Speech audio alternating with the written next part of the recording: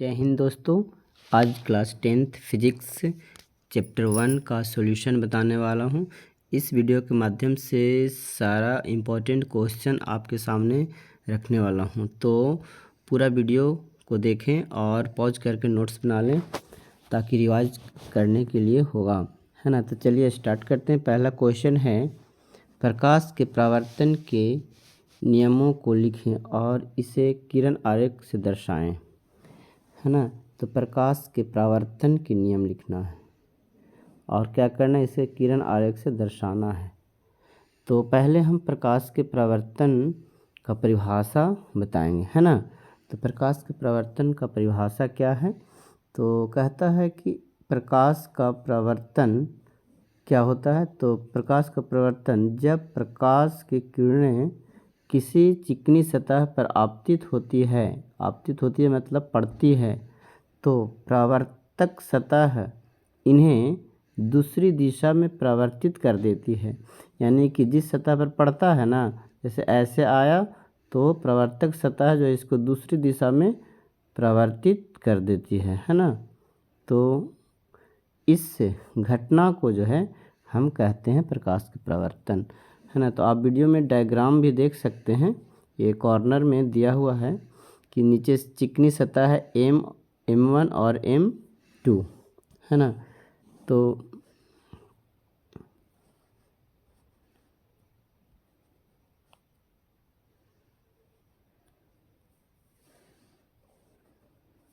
यहाँ पर है ये परावर्तक सतह है और ये परावर्तक सतह में जो है ये किरण आपतित हो रही है और ये परावर्तित किरण है और ये अभिलंब है ना। तो आपतित किरण ये हो गया और परावर्तित किरण ये। तो इस घटना को प्रकाश का परावर्तन कहते हैं। चलते हैं प्रकाश के परावर्तन के नियम की ओर, है ना। इसी में नियम भी है, 2 नियम होता है प्रकाश के परावर्तन का, है ना। तो प्रकाश के परावर्तन का 2 नियम क्या है, तो देखिए आपतित किरण, है ना। पहला नियम ध्यान से सुनिएगा, आपतित किरण, है ना, और अभिलंब परावर्तित किरण तीनों एक ही समतल पर होता है, तो उसे हम पहला नियम कहते हैं।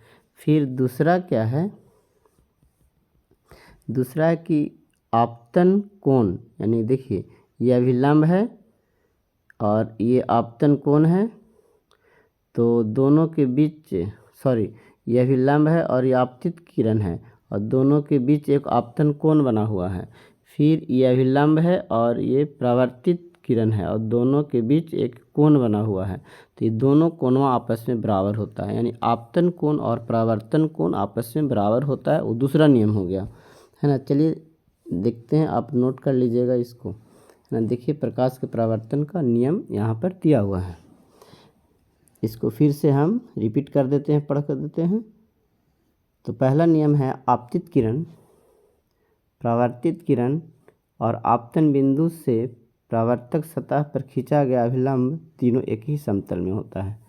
दूसरा आपतन कोण परावर्तन कोण के बराबर होता है, ठीक है। अगला क्वेश्चन क्या है,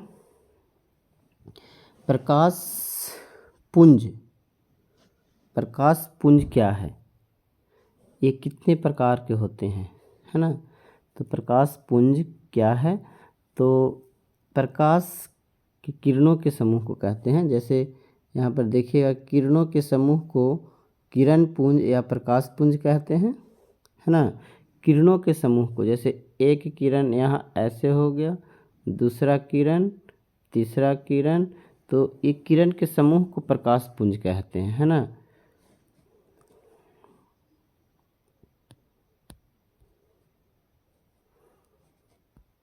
अब जो है किरण के समूह, देखिए ये सब क्या है, किरण का समूह है और इसको क्या कहते हैं, प्रकाश पुंज। तो किरणों के समूह को क्या कहते हैं, प्रकाश पुंज कहते हैं। प्रकाश पुंज 3 प्रकार के होता है ना। प्रकाश पुंज 3 प्रकार के होता है, कौन कौन। पहला संश्रित किरण पुंज, यानी कि समांतर किरण पुंज है ना। अपसारिक किरण पुंज और और क्या क्या है इसमें दिया हुआ हाँ, तो यहाँ पर जो है किरण पुंज 3 प्रकार का होता है। समांतर है, अपसारी है, अभिसारी किरण पुंज होता है। चलते हैं अगले क्वेश्चन की ओर। आप देख सकते हैं कि जो समांतर किरण पुंज है वो किस तरह का है ना। और अपसृत किरण पुंज देखिए किस तरह का है, और संसृत किरण पुंज इस तरह का है ना। पिक्चर के द्वारा दर्शाया गया है। इसमें जो है एक बिंदु पर सारा किरण जो है एक बिंदु पर आके मिल जाती है तो वो संसृत कहलाता है, और एक बिंदु से चारों तरफ फैल जाती है और यहाँ पर सब किरण पुंज समांतर जा रहा है। ये समांतर किरण पुंज आप देखते होंगे रेजर लाइट में, है ना। और ये टॉर्च वाला जो है लाइट जो होता है चारों तरफ फैल जाता है, और ये आपको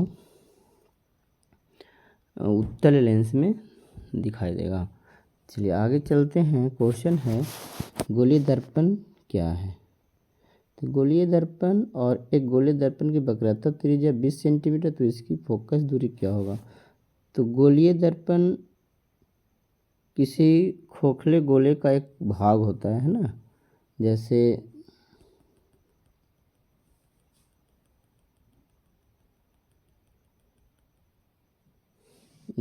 इस तरह से एक खोखला गोला है और इसी से काट करके 2 दर्पण बना दिया जाता है ना।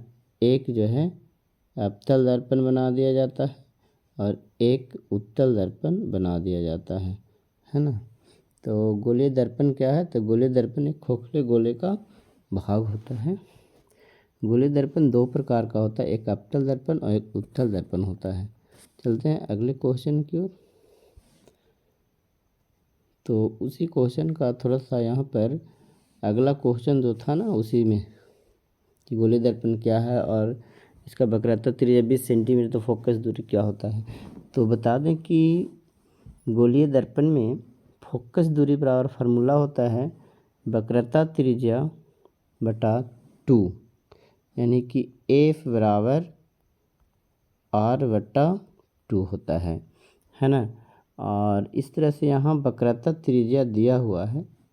वक्रता त्रिज्या 20 पुट करेंगे तो काट करके 10 आएगा, यानी कि फोकस दूरी 10 हो गया, है ना।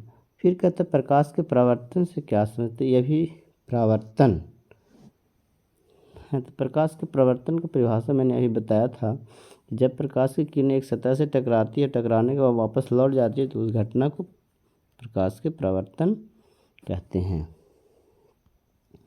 प्रकाश के परावर्तन भी का 2 नियम होता है। ये पहले हम लोग पढ़ चुके हैं, थोड़ा सा इसमें रिपीटेड क्वेश्चन था। अगला क्वेश्चन है 6 नंबर में कि अवतल दर्पण का उपयोग कहाँ कहाँ होता है। तो अवतल दर्पण का उपयोग देखेंगे कि जब कोई मोटर गाड़ी होता है यानी वाहन होता है, उसका हेडलाइट जिसको हम लोग टॉर्च के कटोरी जो होता है देखे होंगे कि वो हेडलाइट इसमें उसी प्रकार से होता है। तो हेडलाइट में इस तरह से एक कटोरी होता है, बीच में बल्ब लगा रहता है। तो वो कटोरी जो है अवतल दर्पण जैसा व्यवहार करता है ना। यहाँ बल्ब लगा रहता है तो अवतल दर्पण जैसा व्यवहार करता है। लैंप में होता है, सर्च लाइट में होता है, टॉर्च में भी होता है। फिर कहता है सेविंग दर्पण के रूप में, है ना। अवतल दर्पण का उपयोग सेविंग दर्पण के रूप में होता है। जैसे आप सैलून में जाएंगे तो जिस दर्पण के सामने आप बैठेंगे वो अवतल दर्पण रहेगा, क्योंकि उसमें बड़ा प्रतिबिंब बनता है और वास्तविक बनता है, काल्पनिक बनता है। क्योंकि अवतल दर्पण में काल्पनिक वास्तविक दोनों बनता है, लेकिन जब हम बैठते हैं सैलून में तो काल्पनिक प्रतिबिंब बनता है। अब क्यों। क्योंकि अवतल दर्पण में ये अवतल दर्पण है, अवतल दर्पण का ये प्रधान अक्ष है। प्रधान अक्ष में वक्रता त्रिज्या और एक फोकस होता है और यहाँ पर पोल होता है ना। यहाँ पर तो पोल मतलब ध्रुव और फोकस के बीच हम लोग बैठ जाते हैं इसीलिए काल्पनिक प्रतिबिंब बनता है और बड़ा बनता है। आगे क्या है अवतल दर्पण का उपयोग कि दंत चिकित्सक तथा विशेष रोगी की परीक्षण करने में इसका प्रयोग होता है। किसका? अवतल दर्पण का, है ना। तो अवतल दर्पण का प्रयोग हम लोग अभी देखें। चलते हैं उत्तल दर्पण के प्रयोग में। अब उत्तल दर्पण का प्रयोग कहाँ कहाँ होता है?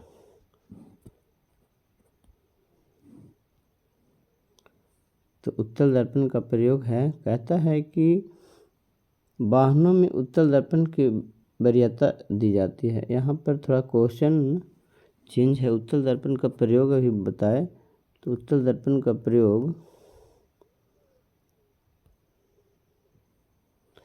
यहाँ पर मिस हो गया है। बता दें कि उत्तल दर्पण का प्रयोग वाहनों के साइड मिरर के रूप में होता है और उत्तल दर्पण का प्रयोग ड्राइवर के ऊपर होता है पूरा व्यूज देखने के लिए बस के अंदर, है ना, या कोई कार वगैरह के अंदर। तो इस तरह से उत्तल दर्पण का उपयोग था। अब जो है अगला क्वेश्चन है कि उत्तल दर्पण का उपयोग हम लोग साइड मिरर के रूप में क्यों करते हैं, है ना, वाहनों में क्यों किया जाता है पीछे के दृश्य देखने के लिए। तो जब पीछे के दृश्य देखते हैं तो उसमें पूरी तरह से प्रतिबिंब बन जाता है। जो पीछे से वाहन आती है उसका पूरा छोटा और सीधा प्रतिबिंब बनता है ना।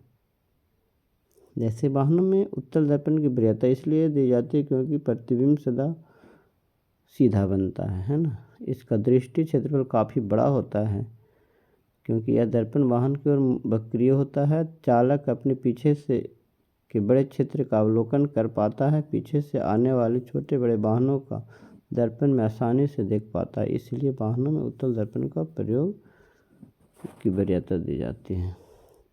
कहता है उत्तल दर्पण और अवतल दर्पण का अंतर क्या है दोनों में। तो बता दें कि उत्तल दर्पण का परावर्तक सतह जो है बाहर से उभरा हुआ रहता है, मतलब उठा हुआ रहता है, और अवतल दर्पण का परावर्तक सतह जो है अंदर की ओर धंसा हुआ रहता है। फिर कहता है कि उत्तल दर्पण आभासी प्रतिबिंब बनाता है। अवतल दर्पण में आभासी और वास्तविक दोनों बनता है ना। उत्तल दर्पण में सीधा प्रतिबिंब बनता है और अवतल दर्पण में उल्टा सीधा दोनों प्रकार के प्रतिबिंब बनता है। उत्तल दर्पण में प्रतिबिंब छोटा बनता है और अवतल दर्पण में प्रतिबिंब बड़ा, छोटा और वस्तु के आकार के बराबर भी बनता है। उत्तल दर्पण की फोकस दूरी जो है धनात्मक होता है। उत्तल दर्पण की फोकस दूरी क्या होता है? धनात्मक होता है। और अवतल दर्पण की फोकस दूरी ऋणात्मक होता है ना। इस तरह से अगला क्वेश्चन है कि अवतल दर्पण की फोकस दूरी संबंध है। फोकस दूरी और वक्रता केंद्र में संबंध यही है, F=R/2। F=R/2 लिखेंगे संबंध। आवर्धन किसे कहते हैं? तो प्रतिबिंब की ऊंचाई और बिंब की ऊंचाई को आवर्धन कहते हैं, है ना। प्रतिबिंब की ऊंचाई और बिंब की ऊंचाई के अनुपात को आवर्धन कहते हैं, जिसे m से सूचित किया जाता है। और आवर्धन बराबर फार्मूला होता है m बराबर प्रतिबिंब की ऊंचाई बटा बिंब की ऊंचाई, है ना, यानी h' बटा h होता है। आवर्धन बहुत इंपॉर्टेंट क्वेश्चन है ना। गोली दर्पण के मुख्य फोकस की परिभाषा दें। तो इस तरह से सारा क्वेश्चन जो है इम्पॉर्टेंट है। देखिए दोस्त, यहाँ उत्तल दर्पण उस समय जो था ना, यहाँ से यहाँ आ गया था, इसीलिए थोड़ा मिस्टेक हो गया था वहाँ। उत्तल दर्पण का भी उपयोग यहाँ दिया हुआ है, आप देख सकते हैं। अवतल दर्पण का उपयोग, है ना, उत्तल लेंस को अभिसारी लेंस क्यों कहते हैं?